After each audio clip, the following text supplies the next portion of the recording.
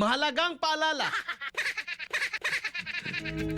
Ang susunod na larawan ay larawan ni Ombudsman Jesus Crispin Buing Rimulya.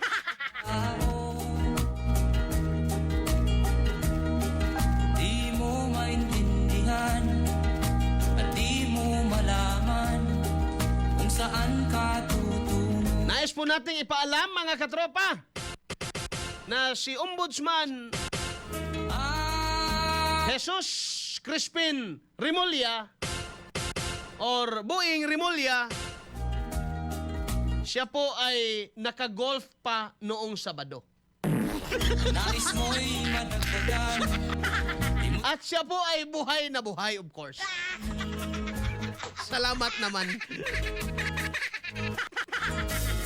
Baka po isipin ninyo na siya ay Ganito wala na. Buhay pa po siya at kasalukuyan lamang pong nagpapahinga. kasiyahan. Papahinga ba? Nag-relax ba? Nag-relax? Kapupot. Huwag kayong magpapadala sa fake news na nag-ingon mga katropa, mga fake news nga namatay na unta siya.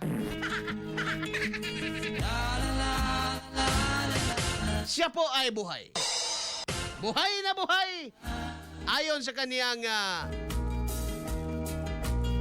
kapatid na si Juanito Victor Rimulya, si DILG Secretary. Ayon sa kanya, si Buing Rimulya ay nakapag-golf pa nung Sabado ng umaga. Di modo, wala po tayong dapat ikabahala at wala rin po kayong dapat ikasiya. Dahil alive and kicking po ang ating ombudsman, mga katropa.